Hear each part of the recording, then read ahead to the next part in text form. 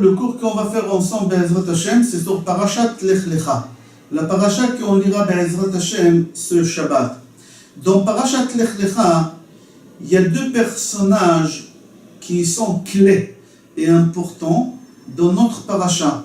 Et on va essayer de développer ensemble Be'ezrat Hashem.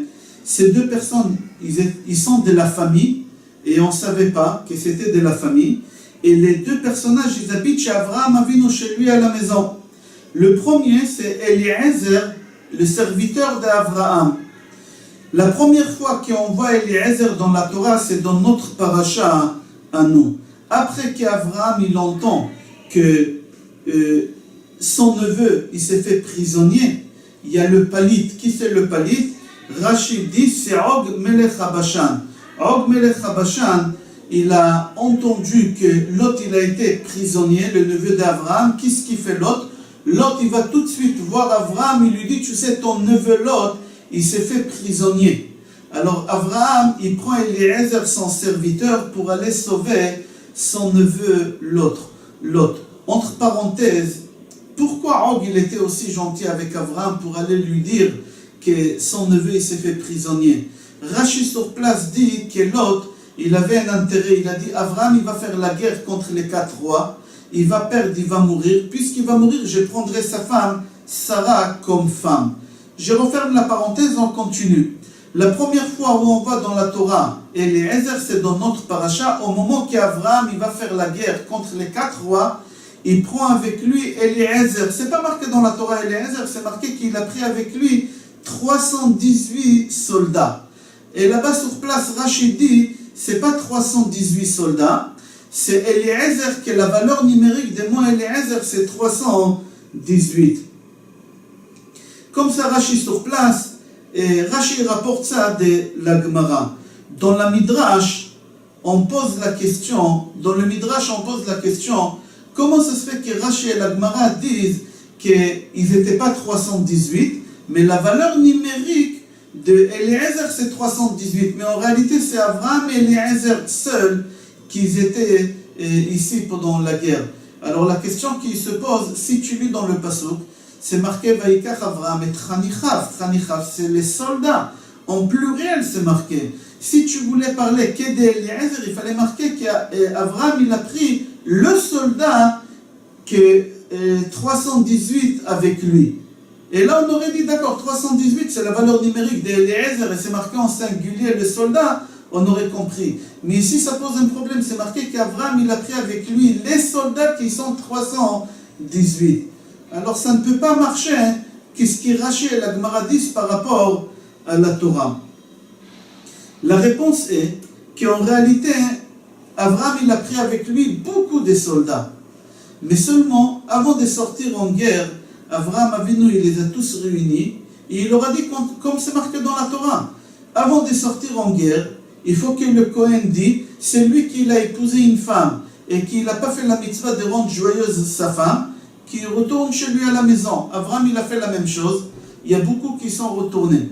Là-bas, la Torah dit que le Kohen doit dire, c'est lui qui a construit une maison, et qui n'a pas fait le ma'aké, il doit retourner chez lui à la maison. Il y a encore une grosse partie qui sont rentrer chez eux. C'est lui qui a peur, il faut qu'il rentre chez lui. Il ne faut pas sortir en guerre, c'est lui qui a peur. Pourquoi? Parce qu'il va faire peur à tout le monde. Alors en réalité, tous ils sont retournés, mais il y a une seule personne qui est restée avec Avraham, c'est Eliezer. C'est pour ça que c'est marqué soldat en pluriel, et après c'est marqué 318.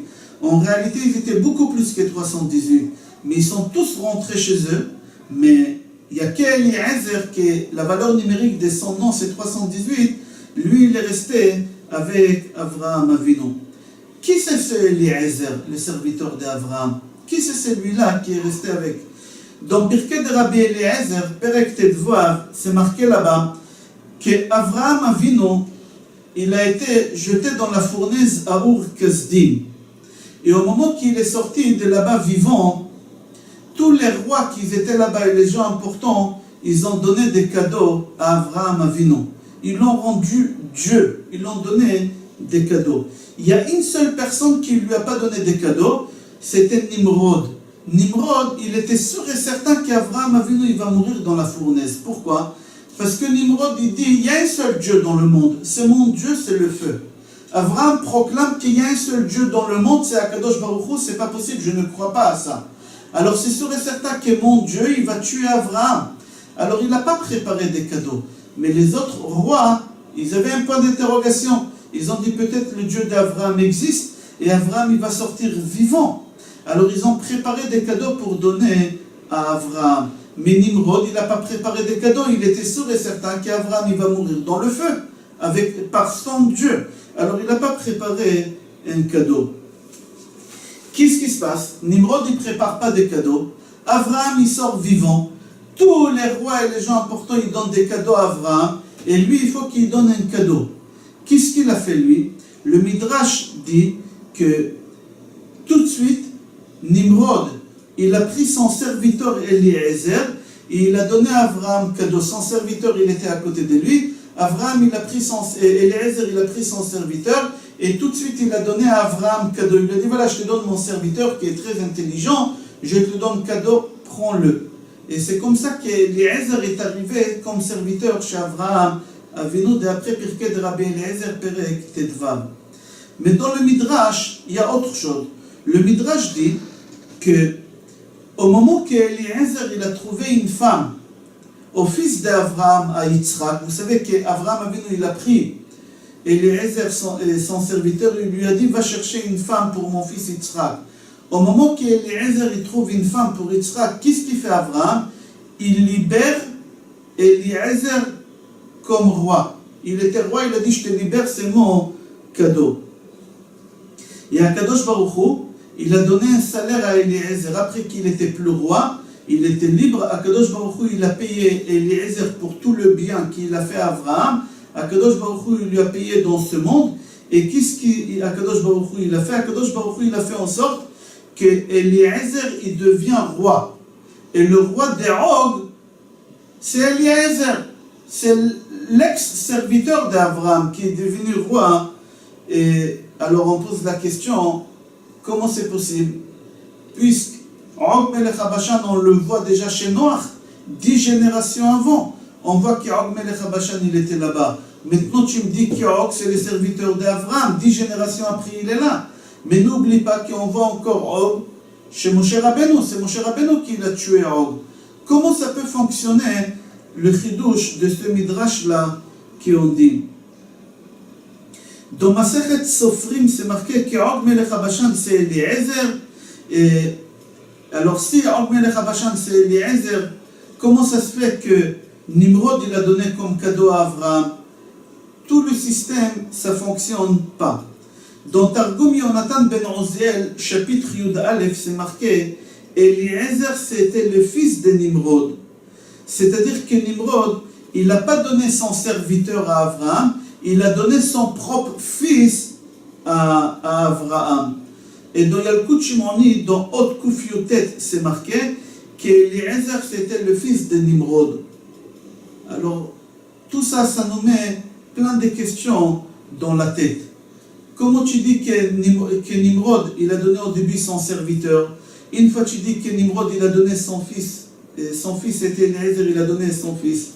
Après tu dis qu'Abraham, il a libéré Eliezer et il est devenu roi Og Melech HaBashan. Mais on voit que Og Melech HaBashan, il était déjà à l'époque de Noach. Après, il était aussi à l'époque de Moshe Rabbeinu. Le Radal, Rabbi David Luria, il pose la question sur Pirkei de Rabbi Eliezer. Comment c'est possible que ça peut fonctionner, tous ces systèmes-là? Qu'Eliezer, c'était le serviteur d'Abraham, que c'était après Og, que c'était Og à l'époque de Noach, etc., etc. Deuxième question que le Radal pose, et après on donnera une réponse qu'elle va répondre, une seule réponse qu'elle va répondre sur toutes ces questions Be'ezrat Hashem. Là-bas le Radal, Rabbi David Luria pose la question, et il dit que dans Midrash Rabbah, Ot Nun Gimel, Perek Nun Gimel Ot Yud, c'est marqué Vayas Avraham Mishte Gadol Beyom Higamel et Yitzhak. Qu'Avraham il a fait un grand festin le jour qu'Yitzhak il est né. Chazal là-bas disent, qu'est-ce que c'est un grand festin? On fait un festin, c'est un grand festin. Là-bas, le Midrash dit Mishte Gadol Gdolim Shayu Sham.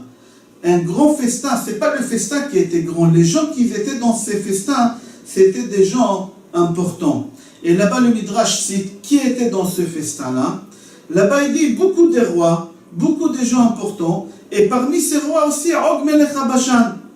Og Melech HaBashan, il était là-bas. Et là-bas, le Midrash raconte qu'Og Melech HaBashan, il était là-bas. Et les gens, ils ont taquiné Og. Ils lui ont dit tout le temps, tu disais qu'Abraham, c'est quelqu'un qui ne peut pas avoir des enfants. Et jamais il aura des enfants. Voilà, Abraham, il a un enfant. Et aujourd'hui, on est là tous pour fêter la naissance du fils d'Abraham, Yitzhak. Alors, Og Melech HaBashan, il leur a dit, bon, d'accord, j'ai dit qu'il n'aura pas un enfant, il a eu un enfant. Et alors, d'accord, il a un enfant. Vous savez, si je mets mon doigt sur sa tête, je l'écrase, cet enfant-là. Bon, d'accord, il a un enfant, je l'écrase, moi, avec mon doigt, je l'écrase. Akadosh Baruch Hu tout de suite dit à Og Melech HaBashan, j'ai donné un cadeau à Abraham Avinu, un enfant. Pourquoi tu parles comme ça? Pourquoi cette méchanceté que tu parles comme ça? Pour cela, ta punition, parce que tu as parlé comme ça sur le cadeau que j'ai donné à Abraham Avinu, la punition que tu auras, que tu verras des enfants, des petits-enfants, des arrière-petits-enfants, des milliers d'enfants, et à la fin, un de ces petits-enfants, il te tuera. Un de ces petits-enfants, il te tuera. Ok, jusqu'ici le Midrash, on va développer ce Midrash-là dans une autre cours sur Parashat Lech Lecha, qui c'est cet arrière-petit-enfant qui viendra au monde et qui tuera Og Melech HaBashan, qui c'est Amalek, c'est David Amelech. Alors la question qu'elle se pose, comment tu peux dire que Og Melech HaBashan c'était Eliezer, puisque Og Melech HaBashan il était à la naissance d'Yitzhak? Comment ça peut fonctionner tout ça? Le Radal donne une réponse qui répond sur toutes les questions, une réponse simple et une réponse qui répond sur toutes les questions. Lui il ramène une réponse au nom de Da'at Zkenim et Baalei HaTosfot. Da'at Zkenim et Baalei HaTosfot disent qu'à Bashan, ils avaient la même habitude comme en Égypte. En Égypte, tous les rois, on les appelait Paro. Tous les rois, on les appelait Paro. À Bashan aussi, ils avaient l'habitude d'appeler tous les rois Og. Comme aujourd'hui, on a le roi du Maroc, Mohammed 1, 2, 3, 6, on est aujourd'hui 6. Et je ne veux pas citer son nom. Le pape 1, 2, Pailus Echad, Pailus 2, Pailus 3, etc. Ici aussi, quand on dit Og Melech HaBashan, ce n'est pas les mêmes personnes. Celui qui était à Noach, c'est un. Celui qui était à Moshe Rabbeinu, c'est une autre. Et celui qui était à l'époque d'Avraham Avinu, qu'on parle de lui dans notre paracha, c'était un Melech de Bashan, Og qui s'appelait, mais c'était un tzaddik. C'est-à-dire que cette réponse, elle répond sur toutes les questions qu'on a demandées. Jusqu'ici, on a parlé d'Eliezer, mais on n'a pas fini. Le prochain cours, Be'ezrat Hashem, suivez les cours de Lech Lecha, je donne des numéros sur chaque cours. Le cours prochain, on va continuer à parler encore d'Eliezer. Je ne veux pas que le cours soit long, parce que je veux que les gens ils écoutent. Avant, on faisait des cours de 1 heure, 1 heure et quart, 1 heure et demie. C'était trop long. Je préfère faire des cours de 10 minutes, 15 minutes. Le prochain cours, on va continuer à parler d'Eliezer sur sa grandeur. Et le cours d'après, on va commencer à parler de Hagar. Hagar, c'est de la famille d'Eliezer. Je vous souhaite Shabbat Shalom, Bracha V'Hatzlacha et Kol Tov.